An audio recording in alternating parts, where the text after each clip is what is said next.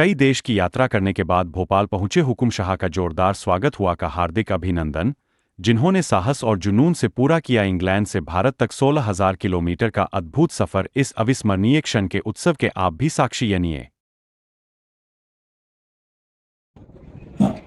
सबसे पहले तो हम यहाँ पर वेलकम करना चाहेंगे मिस्टर हुकुम को एंड उनकी वाइफ मिसेस रिचा को, जिन्होंने इनकी जर्नी में काफ़ी सपोर्ट किया। 16,000 किलोमीटर्स और 19 देशों की यात्रा करके हुकुम जी यहाँ पर आए हैं। तो मैं आपसे कुछ क्वेश्चंस पूछना चाहता हूँ। सबसे पहले तो आपने 19 देशों का सफ़र किया, 19 कल्चर्स का सफ़र किया, तो एक कुछ ऐसा ह्यूमन एनकाउंटर आप बताएं जो आपके दिमाग में रहा और आपको हमेशा याद रहेगा जर्नी से रिलेटेड। किसी भी इंडिविजुअल का हो, किसी से आप बात कर रहे हो, या आपस में ही आप दो दोस्त जब ट्रैवल कर रहे थे तो उससे रिलेटेड कुछ। जरूर। सबसे पहले thank you for giving this opportunity. With respect to your question, right, so one thing I always remember is the respect, which I got very specifically in Tibet region, right, and in China as well.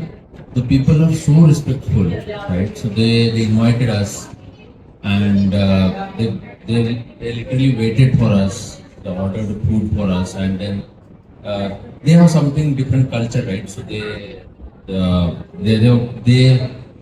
the way they give us any tea or something, right, it is very respectful.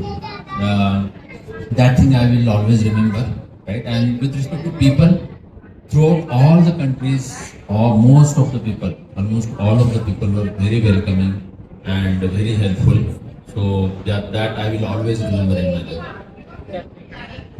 और जब हम इतना एक लंबा सफर करते हैं तो roads हैं, आप वादियाँ देख रहे हैं, वो सारी चीज़ें हैं, तो वो तो आप एक्सपीरियंस करते हैं। लेकिन जब आप सफ़र पे रहते हैं तो कुछ एक इंटरनली भी अपने अंदर कुछ चेंज आता है, कुछ चीज़ आता है, तो वो आपके जर्नी के दौरान क्या चीज़ रही?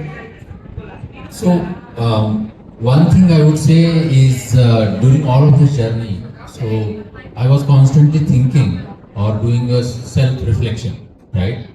That because I'm so busy with a lot of work and everyday routine work, right, with kids and all the things, so never got time to reset ourselves, right, or take one step back and think what we are doing in life, right? So I would specifically say when traveling through Russia, right, Russia has a vast land, right, and it is a plain land where you will see everything plains in straight line, right?